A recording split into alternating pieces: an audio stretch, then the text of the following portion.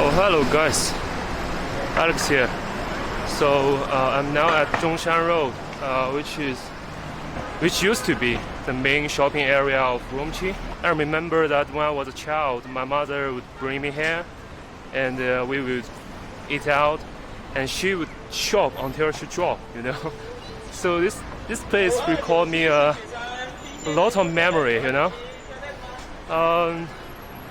So I'm not here to show you how modern and developed Urumqi is. I'd like to show you something that special and unique. I'd like to share with you some stories that only local people know. Alright? So on our way to our destination, I would like you to keep an eye on the people around us and the street view, and I'll explain why, okay? So let's go. Let's go, guys.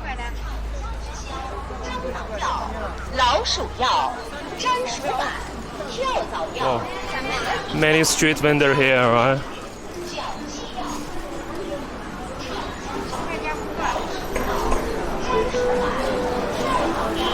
So because we are still in the Labor Day holiday, which is 5 days long holiday, so you can see a lot of people would come out, hang out with their friends.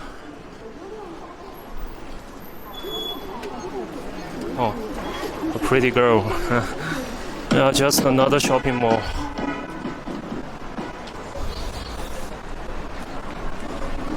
Let's turn right here.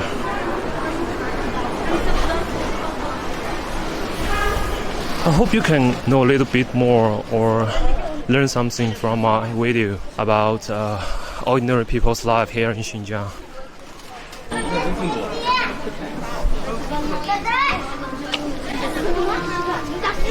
Oh, this is noun shop, you see?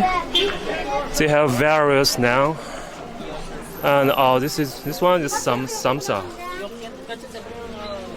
It's oven baked bone, you see?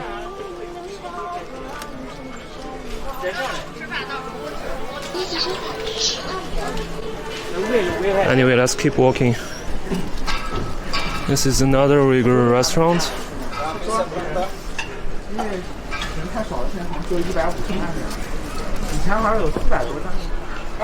Alright guys, can you see the building with a dome in a distance? It's actually the People's Theater of Urumqi. It's a movie theater. So I will bring you there and show you around, alright? So let's go.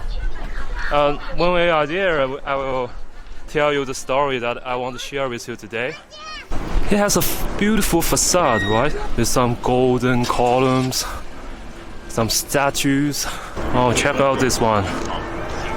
It's a Uyghur man playing music instrument. This one is maybe it's a Uyghur woman dancing.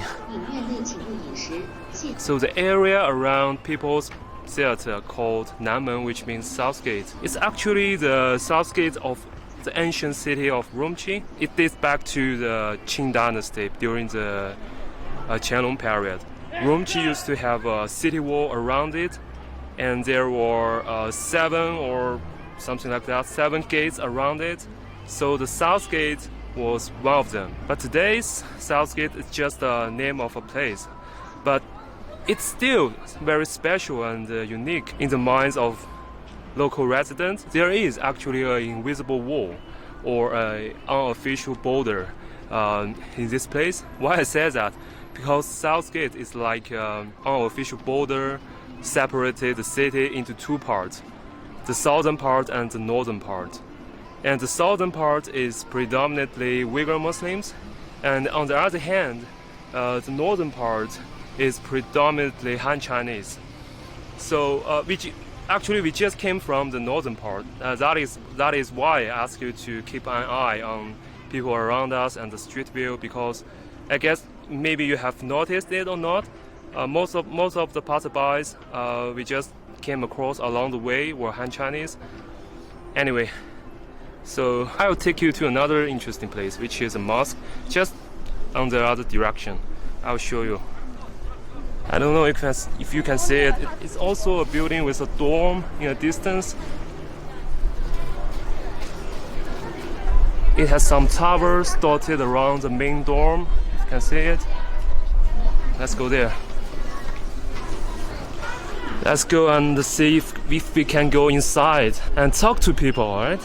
Ask them about how is their life during the Ramadan.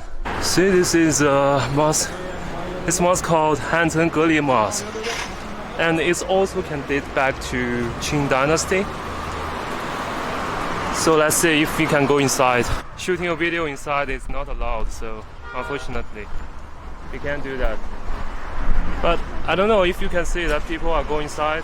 People are queuing up and go inside to the mosque. And we are walking towards the southern part of the city, and you can see more and more Uyghur people living here. And this is the police station. Police station are all over the place here in Xinjiang.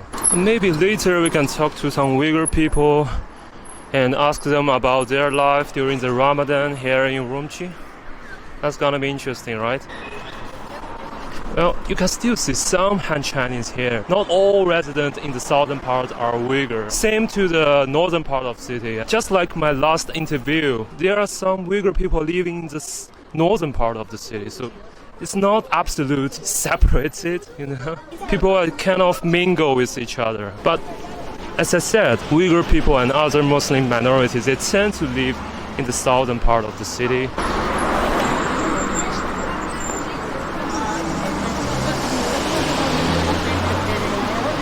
It's a fruit shop.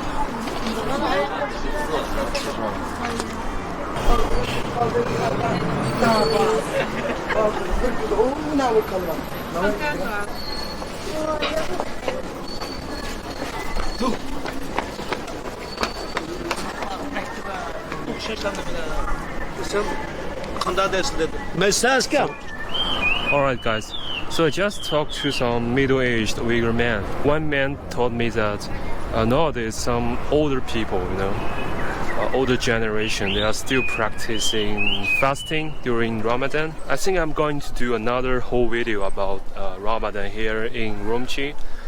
And now I just want to focus on our today's topic. Since we are still in the southern part of the city, I would like to share with you a little bit more story about this area. So this area is actually where the July 2009 Urumqi riot took place. The police have reviewed more evidence about the 2009 riots in Urumqi. Experts say the factors in the violence are complicated and have left wounds in the different ethnic groups.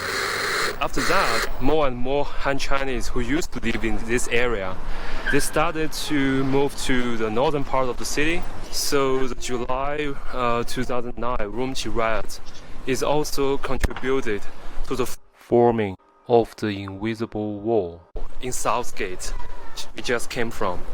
For me, personally, I have only been to this area twice during the past 5 years, I think. So most of my friends, Han Chinese, I think they are under the similar circumstance as me. However, I think I just wanna pay more visit to the southern part of Urumqi. Why? Because I feel like that we need to build bridges between different cultures. As a member of majority, I'm a Han Chinese.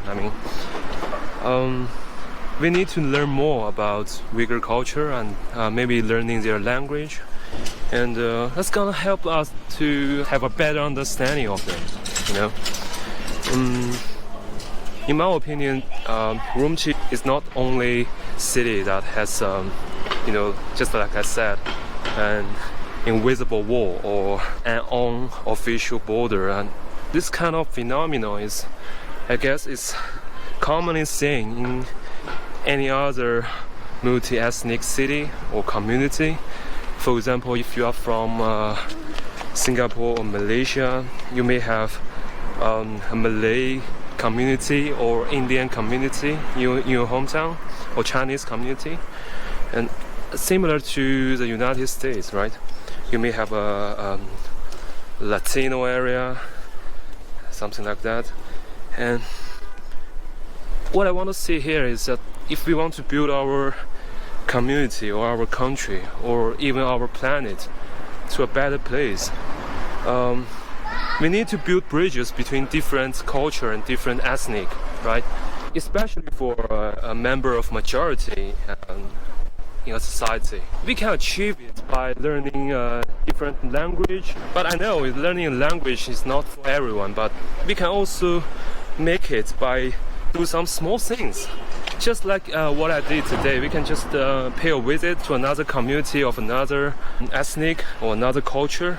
I believe that those small things can also help us to build bridges between different cultures. For instance, if you are living in somewhere southwest of the United States, like California, maybe you can just, visit a Latino restaurant. I know some of you guys do it a lot, grab a taco, things like that.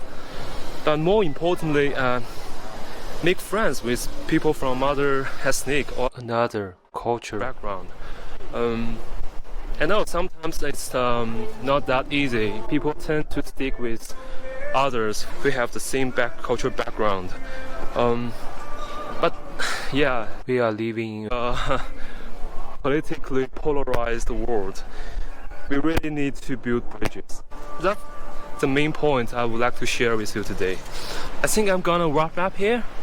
I would like to know your opinion on the invisible wall and the building bridge things. Leave a comment in the comment section, alright? And see you next time. Bye bye.